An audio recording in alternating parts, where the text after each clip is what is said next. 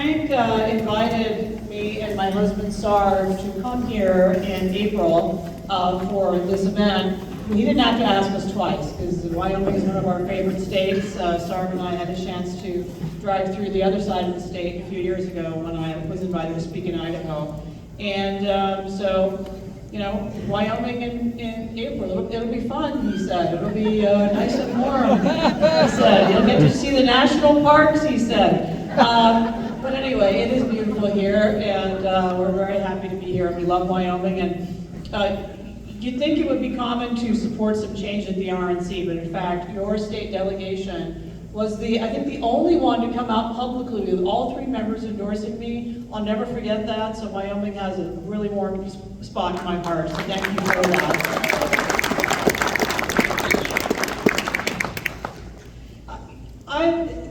I think people think, oh, RNC member, they're glamorous, they get to spend time at these fancy events and go to all these cocktail parties in Mar-a-Lago, they hang out, but most of us are just volunteers who started out gathering signatures and registering voters outside citizenship swearing-in ceremonies. I was a county chair for many years in San Francisco, and I'd love it if everyone could give a hand to all the county chairs here in the room, please.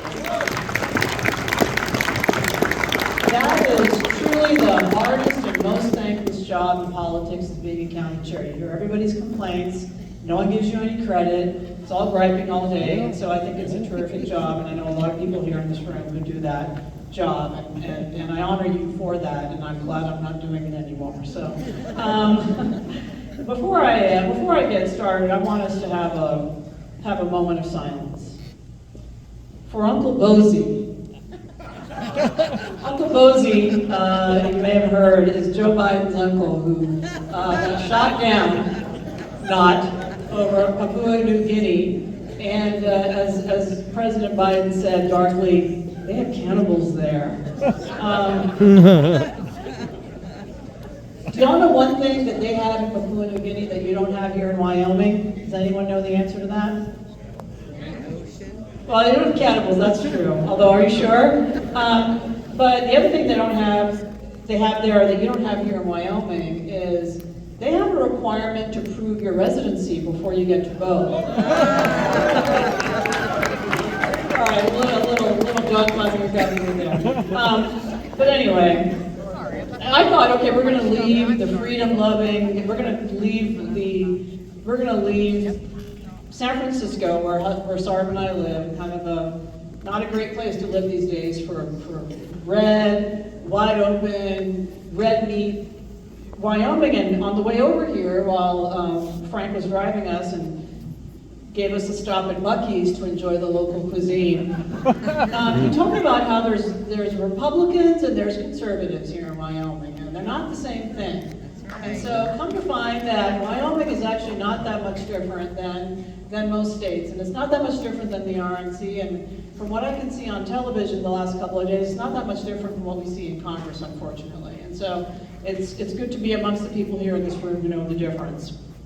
Be with men and women who still do things rather than merely talk about it, people who possess the integrity, ingenuity, grit, and the pioneering American spirit that brought Sarv and I here as young people to this country, and the pioneering spirit that tells the hard times, the adversity, and maybe the occasional pink-haired liberal to get the heck out of my way and my family, or you might just get knocked out. That's the America I'm talking about. I'm really thrilled to be here tonight.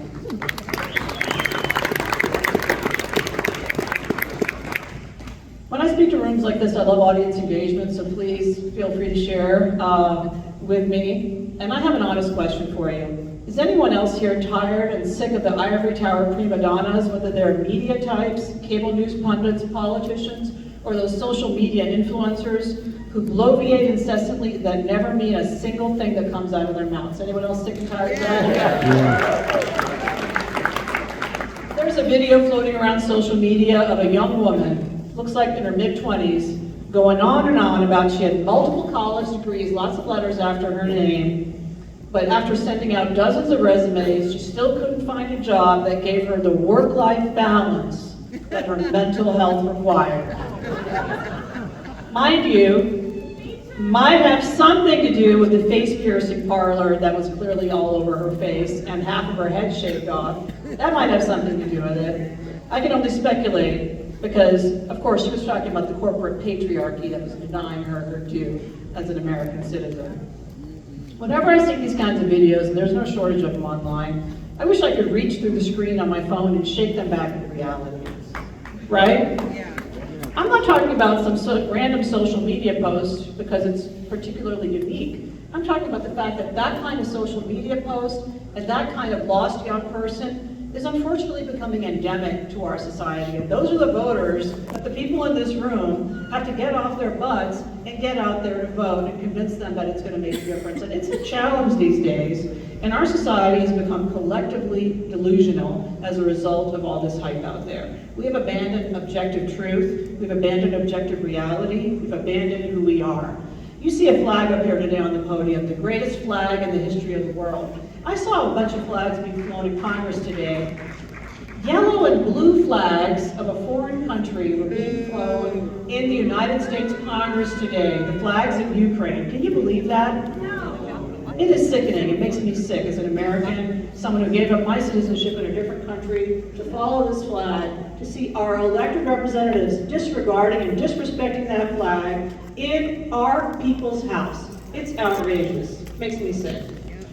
But whenever I come back to places like this and with people like you, it does give me hope. Tremendous hope for America. Because people in this room, instead of doing other things they could be doing on a Saturday night, are choosing to spend their time in fellowship with other patriots, being engaged and getting informed and participating in the sometimes mundane, sometimes boring business of doing what's right here in the United States. Doing and not talking. And far too many conservatives write off the magnitude of our own personal history and involvement and what difference that it makes in our country. And we shouldn't write it off, we should celebrate it because it does make a difference. It's easy to forget that. Between work, family, sports, hobbies, church, all the productive things that conservatives do, we rarely stop and take the time to reflect on the impact that conservative activists have on our country. One of my favorite quotes from our founding fathers is by Thomas Jefferson, and it says, "One man with courage is a majority." That's one sentence, it's only 7 words, but that's what America's about. It speaks volumes about the American spirit and American greatness. Each and every one of you tonight is exactly where God wants you to be, possessing the exact skill set He gave us to help this great country in this most difficult time. When Benjamin Franklin came out of Independence Hall after the Constitutional Convention, he was asked, "What have we got? A republic or a monarchy?" And how did he respond? Does anyone know? If you can keep it. And Thomas Jefferson is credited with saying, "An educated citizenry is a vital requisite for our survival as a free people." Our founders, they took it for granted that the Americans who they were leaving this country to were going to be informed, engaged, and they really understood that we needed those kinds of people to preserve our republic and freedom at large. What they probably did not know at that time is that 250 years later, this country, these patriots, were going to be the beacon of hope to the rest of the world. Because believe it or not, when people of the rest of the world see our country devolving into anarchy, into stupidity, into Uncle Bosie was eaten by cannibals, it makes the people who crave freedom in the rest of the world lose hope. Okay, so we have a tremendous responsibility in this country because we are the leaders of the world when it comes to freedom. Now, I'm sorry when I pray every night, and it didn't used to be my practice to sort of talk about political issues. We kind of thought that was our job to get out there and do. But lately, every night when we pray at home, we're praying for the future of this country. We're praying for the leaders who are leading this country forward, because I think this is the most dangerous time I've ever seen in my lifetime in this country. And we need all the help we can get from God, the Almighty, and every single person in this room. But being in rooms like this, we are the people the founders envisioned when they wrote those words about courage and about leadership. And if we do our jobs in this room and outside this room, I think we could save America for the next 250 years, just like those giants in the past did for this first 250.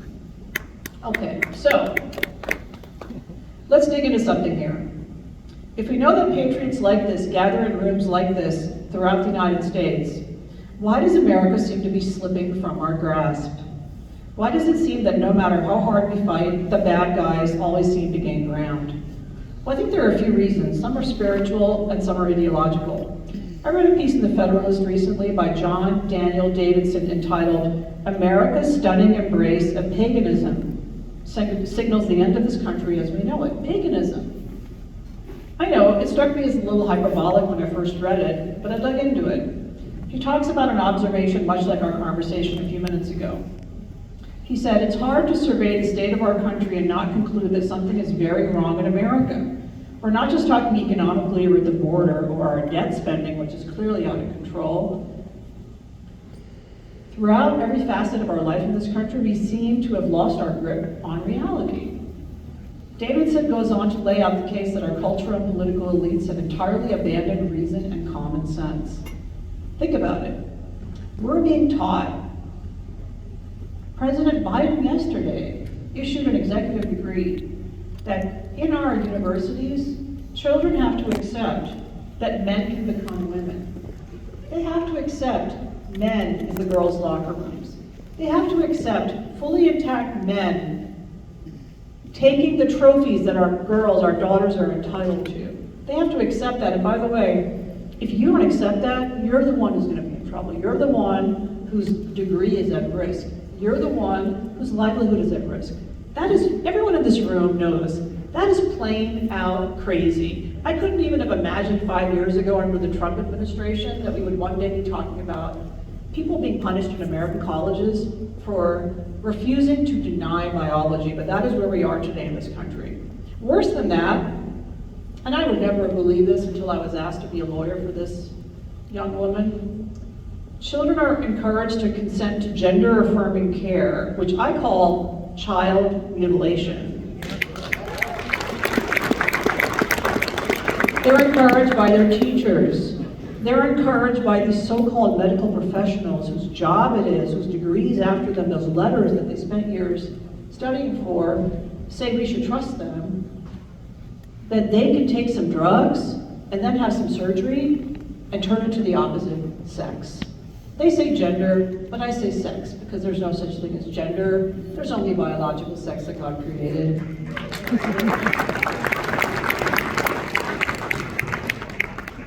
And by the way, if you're a parent who thinks it's nuts that your kid thinks that they can become the other sex, you're at risk in many states in the United States, not just my crazy state of California, but many other states as well, of losing custody of your child. That is crazy. That is upside down. Now, this author in this piece writes about abortion as well. Something that even the most extreme progressive leftists used to routinely argue. Remember Hillary Clinton used to say this? That abortion should be safe, rare, and legal. Well now, if you're not agreeing that it should be after birth, allowing the baby to die as a sacrifice to the gods of Margaret Sanger and Planned Parenthood, you're the crazy one. That's crazy. Even in Europe, which is degenerate by all stretch of the imagination, they don't allow abortions after 12 weeks or 15 weeks at the most. Okay, here in America, people are willing to die on that sword. Davidson's hypothesis takes shape as he answers the question, why? Put bluntly, America is becoming pagan. It doesn't mean worshiping Zeus or Apollo or witches having covens out in the fields. It means an embrace of a fundamentally pagan worldview that rejects transcendental moral truth and objective reality, and instead insists that truth is relative and reality is what we will it to be. I think he's right on the ultimate conclusion, that paganization of America is a compelling angle. You see, paganism is really a radical secularism where moral absolutes disappear and extreme moral relativism takes hold. Does that sound familiar? A Christian pastor once explained his view of how we got here. Very simple. Sin, once tolerated, seeks to be accepted. Sin, once accepted, seeks to be celebrated. That's what we're seeing. Just take the example of this crazy gender nonsense. First, we were told, that guy in the dress over there in the corner, just be kind. You know, he's crazy, ain't gonna hurt you. What's your problem? What does it take to be nice to that dude? Now we're being compelled to accept it in every facet of our lives. I heard from one of your, I think, the Teton County representatives here, who told me that Daughters of the American Revolution in Wyoming is now accepting men for membership. Is that right? Yeah, back there she'll tell you all about it. She gave me this beautiful bagel too, by the way. I couldn't believe that, you know, but we were that close at the National Women's Federated of having leadership that wanted exactly that. And I took to the airwaves and I told them, that's a lie. There is no law that requires women to accept men into their private spaces, just like there's no law that requires the Pacific Union Club on the top of Nob Hill to accept women as members. It's a First Amendment right to exclude people from their spaces, and all this talk of liability is nonsense. But hey, conservative organizations are rolling over and playing dead, worshiping this orthodoxy. It's totally insane. Secularism, also known as moral relativism, once tolerated seeks to be accepted. This is my version. Secularism, once accepted, seeks to be celebrated, and that's what's happening throughout the United States here today. First, we were told we had to tolerate the LG, then the LGB, then the LGBT, and then the LGBTQ. Now it's so many letters, I don't even have time tonight to get into it. Then we were forced to accept it, now we're forced to celebrate it. And God help you if you don't or you won't. According to the modern-day Marxists in the Democratic Party, silence is violence. Has anyone seen these protests on college campuses today? Have any of you ever met Ben Shapiro in real life, by the way? He's about this tall, you know, wears a yarmulke, not scary. I was a lawyer when Young America's Foundation tried to bring Ben Shapiro to speak at UC Berkeley. It was in the middle of a lawsuit. I'd already sued UC Berkeley over not allowing my friend Ann Coulter to speak on the campus. And they had rooms, they had safe spaces at UC Berkeley to protect people who were being triggered from the very presence of Ben Shapiro on the campus. That's what's happening at America's campuses. Speech is violence. If you don't support the sexualization of our children at drag shows, you're the bigot. If you believe porn should not be shown to children as young as 5 years old in the schools, I heard about that, sounds like you guys in Wyoming don't believe in that. You're the bigot, you're the one engaging in genocide akin to the Holocaust. If you think that Title IX was meant for girls to be protected and given opportunities, not for men to take their trophies, you're the crazy person. You're the jerk, you're the one who's denying the American dream. If you think that we should follow Martin Luther King Jr.'s dream for our society and judge people by the content of their character rather than the color of their skin, you're the racist, you're the white supremacist, you're the bad guy. Everything has been turned upside down.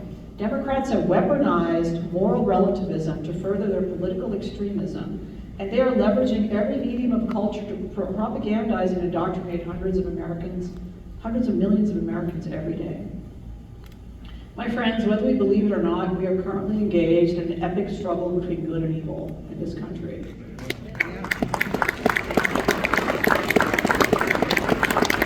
It's more than a battle, we are at war with the forces of the left inimical to this country. We are at war for the future of our children, for our economy, for our culture that we cherish, for our flag, for our faith, for the integrity of our educational system, which is a bedrock of our society, for our entertainment. Hard to find a decent movie to watch these days that doesn't echo some nonsense that makes me sick that I paid money to see it. Our news and information. By the way, many of you first heard about me on Fox News, right? You're watching Fox News. I'm banned from Fox News today. What did I do wrong? I represented Tucker Carlson when Tucker Carlson had some good things to say. Let's go to Fox. I'm not welcome on Fox's airwaves anymore. Our technology platforms. I was one of the first lawyers in America to sue the big tech companies over censorship of people in this room. I'm sure people in this room have all had instances of people they loved who've been discriminated against in big tech. We're in a war for every aspect of what used to be considered normal in this country. The modern Marxist left is now the most well-funded, well-organized, well-equipped political opposition force that freedom and liberty have ever faced.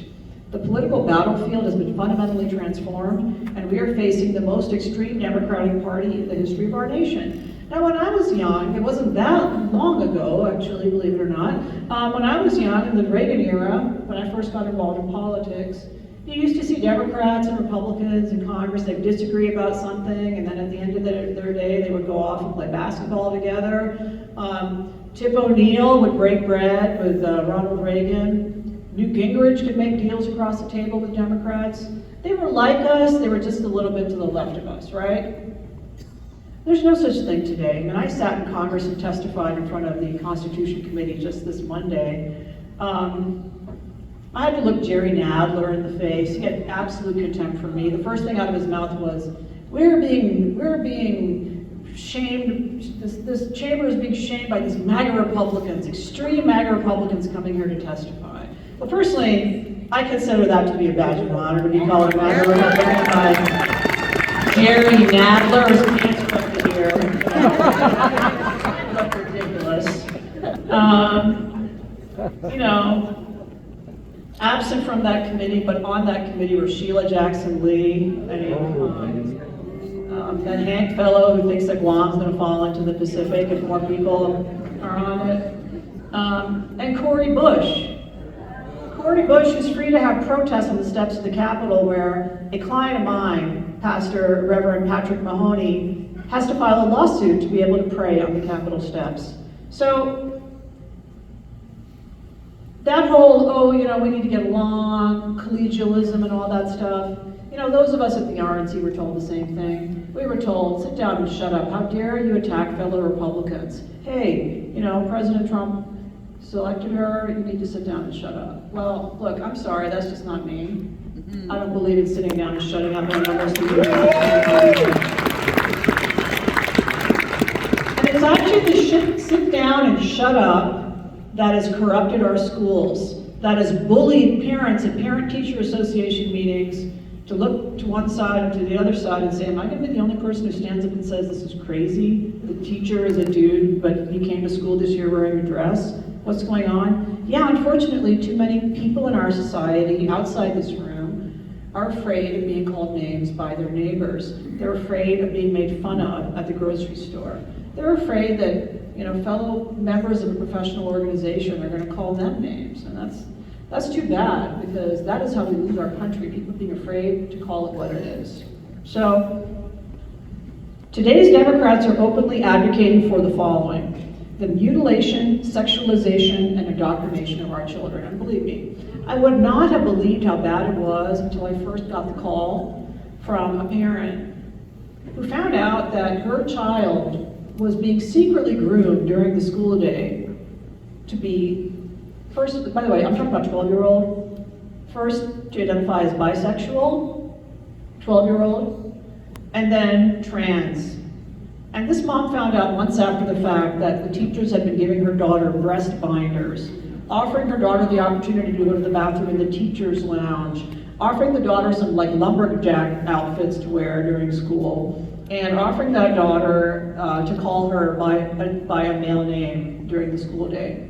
Well, this mom found out after a video went viral of a teachers association holding an indoctrination session on how to do this in a rural community. That was literally the topic of the California Teachers Association function. Turns out that the two people teaching that seminar were her daughter's teachers. Suddenly the mom knew exactly how her daughter came home as, you know, Butch Luke one day after going to school as Amanda.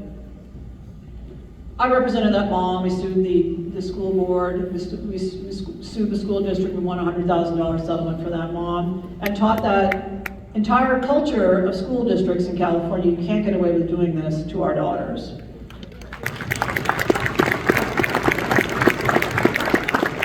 I thought, okay, this is crazy. It isn't happening everywhere. Let me go back to my business. Let me go back to representing President Trump against this lunatic Stormy Daniels, and let me help him out with his cases. And then the calls started to come. What were these calls? Hundreds and thousands of parents and grandparents across the United States began calling my law office saying, it isn't just that girl. It's my granddaughter. It's my daughter. Occasionally it's my son, but mostly it's my daughter. My daughter's living on the street now. My daughter left home. My daughter cut off her breast at age 18 after I couldn't stop her anymore. This is a pandemic happening in this country, and if you think it isn't happening to people you know, it's happening to people you know, even in Wyoming. I guarantee it to you. It is pervasive, and it is part of the Marxist agenda to corrupt everything in our country. And they're coming for the children because that's their only way. The destruction of Western civilization. I thought that was some quaint stuff I learned in college at Dartmouth, you know, oh, we have to study these dead white males. I thought that was just like an Ivy League stupid thing, and people would grow out of it when they had to go get a JOB in the real world. Well, it turns out that that's actually become the mantra of the left.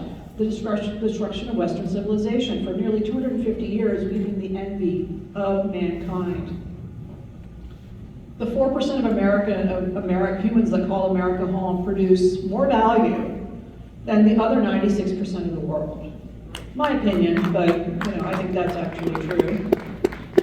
For thousands of years, humanity had dreamt of soaring above the earth.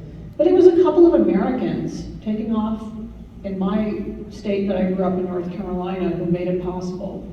We're the ones who went to the moon. We gave the world the telegraph, the telephone, the light bulb, the GPS, the internet, the air conditioning system. We Americans. And yet every day, Democrats, like some of these losers I talked about on the opposite side of myself in Congress on Monday, they call us the bad guys. They demonize this country. They say we should be ashamed of our heritage in this country. Western civilization, thanks to America, has defined exceptionalism for all mankind. Do we have a culture that's seeking to empower and unbridle the spirit of American ingenuity today? I don't think so. When you see our former President Trump being put on trial for creating value for real estate investors and banks that lent him money, that's what these people are doing without thinking of the consequences. We have become a culture today. I don't know if anybody here has tried to hire any young people out of college in the last few years. Any show of hands here? Notice anything off about those folks? Our kids aren't educated anymore, they're indoctrinated. Our media and entertainment no longer strive to be the best, but just try not to piss anybody off until you happen to be conservative and it's open season. The family, the church, and truth are under systematic attack by the enemies of Western civilization. And too many people outside this room tolerate that.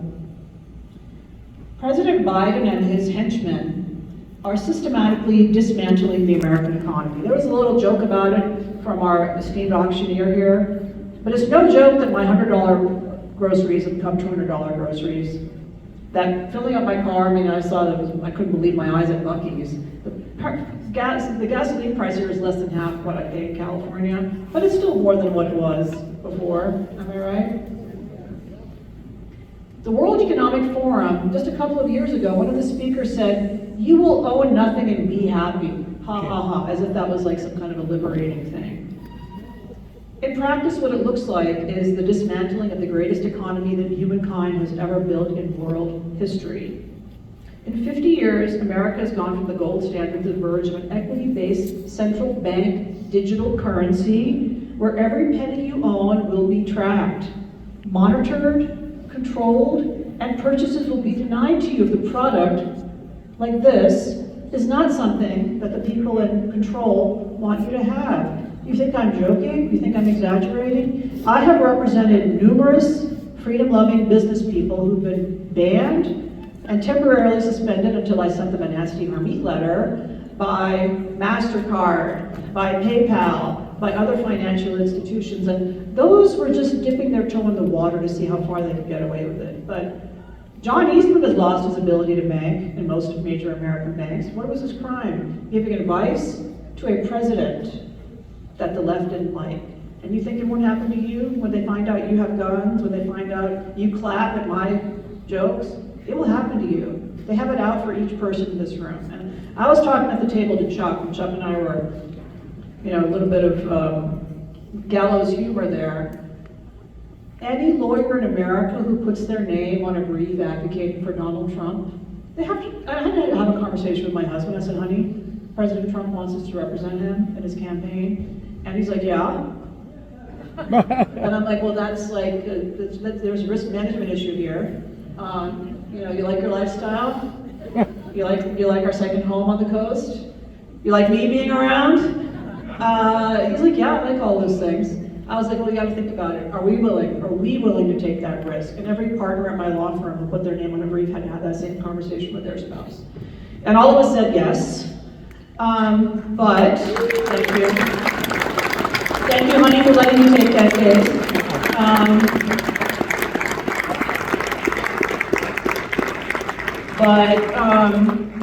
For every one of us, for every Chuck, there's 100 others who said, no, not worth it, not going to do that. I think I'd rather keep my head down and see how it goes. Thank you, Harmeet, for stepping up. Yeah. But this is not just the destruction of your financial autonomy, it's the destruction of your financial opportunity. Tyson Foods recently announced they were going to lay off hundreds of American workers. Who's going to process that chicken? Illegal aliens. They need jobs. The government's encouraging them to do this. And you think this is Tyson Foods acting of its own free will? Nuh-uh. Tyson Foods is regulated by the government. Tyson Foods would rather not have their assets seized in an investigation into their hiring practices, so they're going along to get along. And this is happening. Little losses of liberty like this, little acts of cowardice throughout this country add up to losing our country. That's what's happening in this country. I'm sorry, did I say illegal aliens? I mean asylum seekers or refugees. Oh, nothing to be happy. I could go on. We're in a war today against modern day Maoism, Marxism, and fascism. Maybe we don't have Marxists occupying the governor's office here in Wyoming. Maybe. Although there's some crazy votes, I don't really understand those. But we're in a war. If you think that victims of the trans shooters in Nashville or Buffalo or Boulder would disagree that this war isn't a kinetic war, a real war, it's a real war. We are in a war for the hearts, minds, and souls of our children, our grandchildren, and yes, our neighbors. Our neighbors. Because that's how we win elections, convincing those people that what we're doing is where they need to be as well. This war is fought with words and definitions and propaganda. This war is a war of ideas. It's impossible to win a war without understanding who your enemy is, what they believe, and what their motivations are and their tactics. That's why I subject myself to watching some of this media stuff so I can understand what I'm dealing with. Okay, and we all need to know that when you're talking to your neighbors, the ones who don't want to vote for various reasons, you kind of understand what's motivating them to go along with this craziness. Nobody likes paying double the amount for groceries that they used to. Nobody likes paying more for gas. Nobody likes illegal aliens coming to their community and destroying their value. Nobody likes it being unsafe in their houses on the border. We can call these people Marxists, socialists, communists, Maoists, critical theorists, postmodernists, post-colonialists. You can call them fascists, I think that's fair. You can call them Democrats, not an exaggeration. But the enemy has one goal, the total annihilation of the way of life of people in this room, okay? That's their goal. We've been joking amongst the Trump lawyers that we might be needing to start picking our bunkmates for the gulag. A little bit of a joke there, but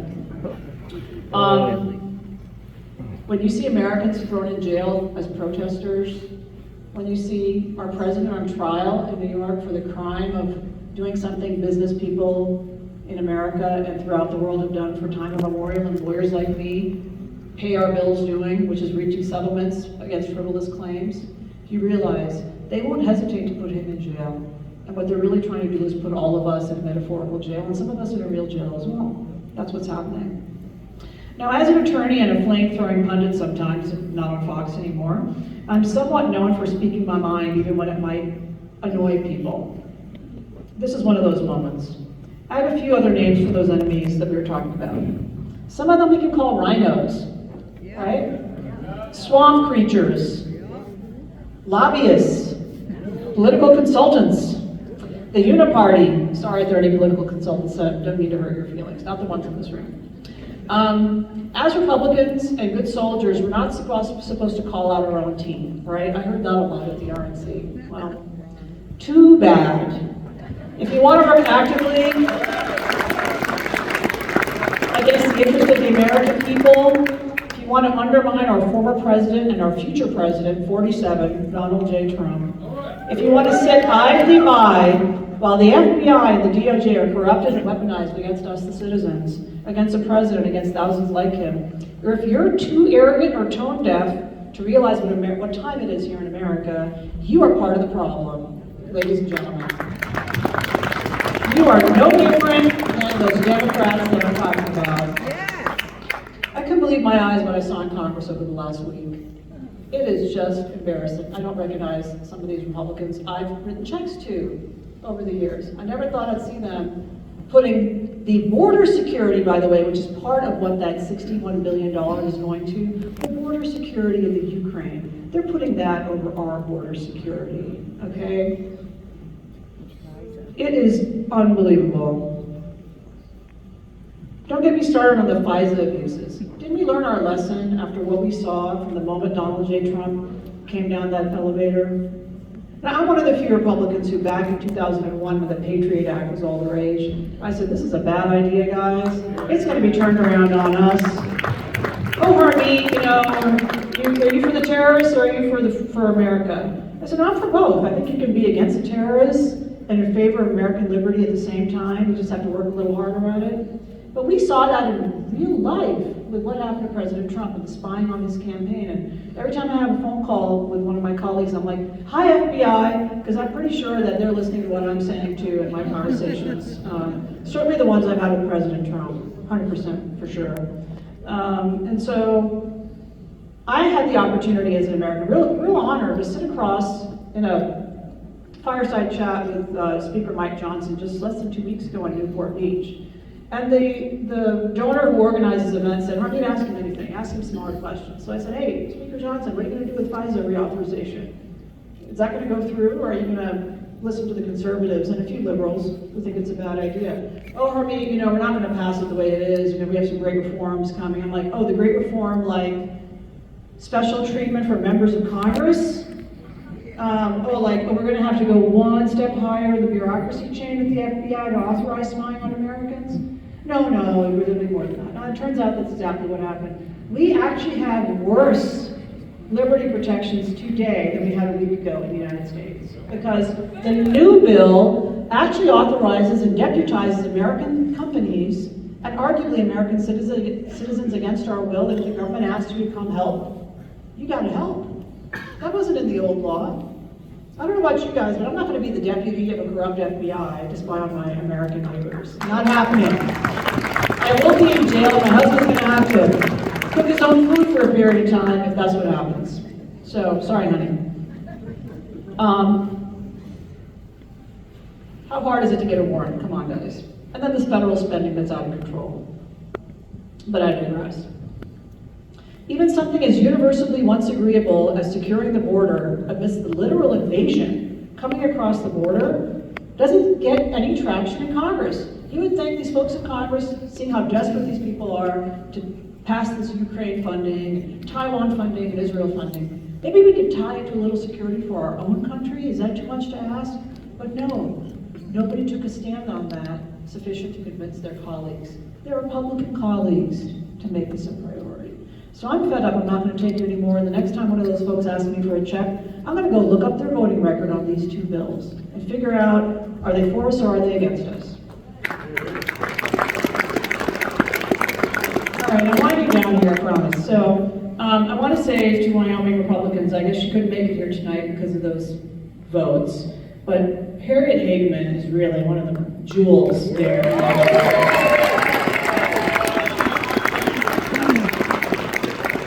Got to meet her when she was just a lowly member of the RNC, Nina's predecessor. And I could tell right then, being one of the few lawyers who actually does something, is supposed to talk, and flaps their gums all day, that she was going to be a real star at the RNC. And then she disappeared, poof. What happened to Harriet? Harriet's running for Congress. That was the best news I heard all day at the RNC. So. Of course, I did ask my husband, we cut Harriet a check, and we've been happy to support her ever since that time. And she is tremendous. She asked me some smart questions on that Constitution Committee, and we had a nice discussion on Monday. If Donald J. Trump is not the enemy number one to the swamp, I think Harriet is enemy number two.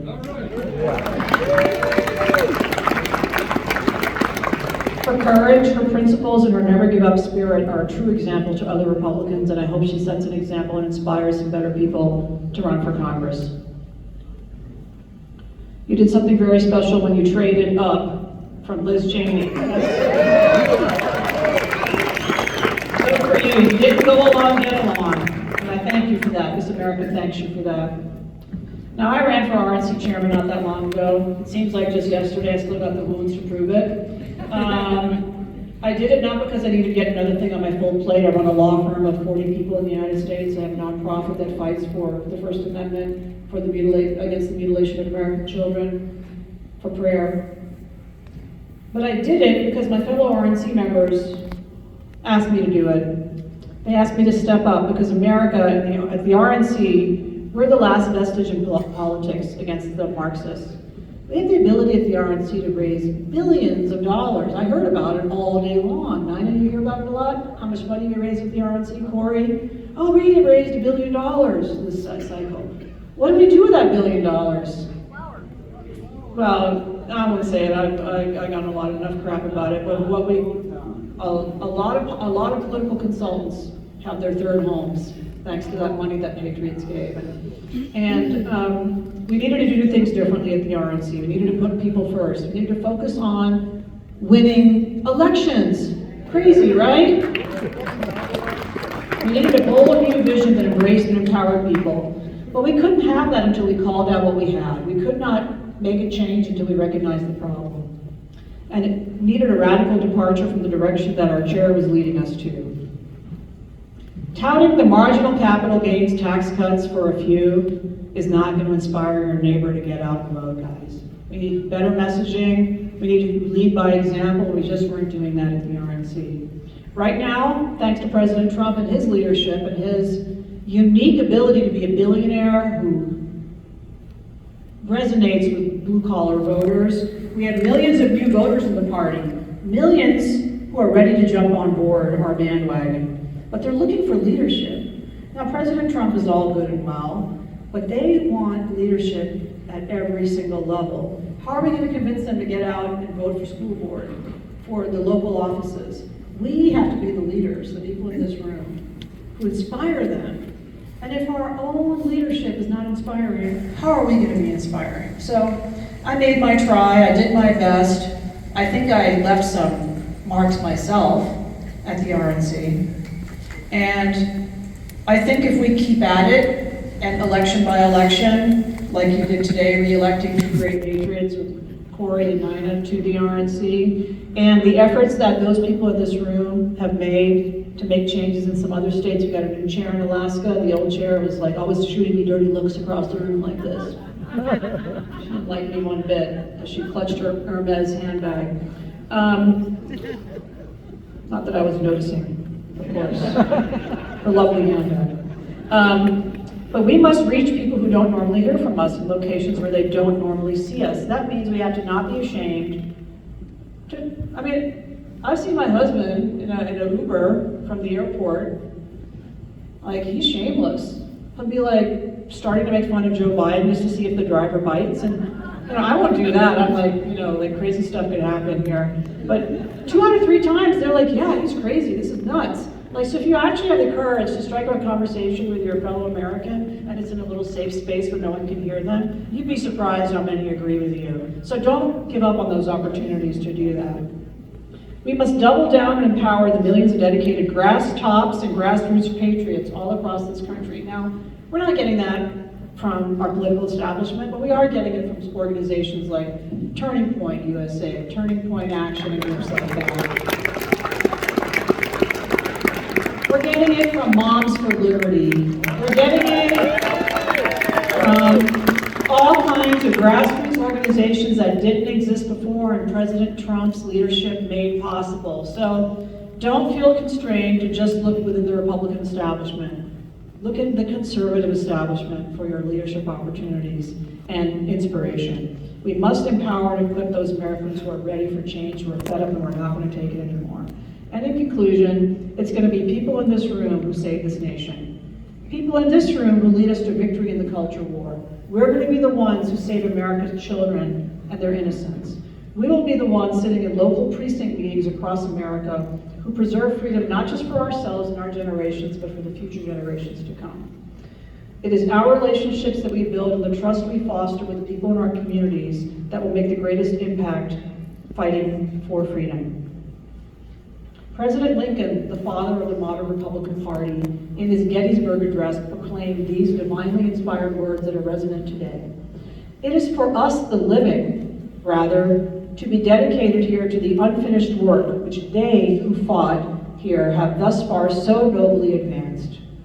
It is rather for us to be here dedicated to the great task remaining before us, that from these honored dead we take increased devotion to that cause for which they gave their last full measure of devotion. That we here highly resolve that these dead shall not have died in vain. That this nation under God shall have a new birth of freedom. That government of the people, by the people, for the people, shall not perish from this earth. Friends, the history of this country is being written right now. Let's make sure that when God judges us and our time on this earth is through, that history records us as having given our full measure of devotion to preserving the greatest blessing of freedom in the history of mankind, this great country. God bless you all, and God bless the United States. Thank you.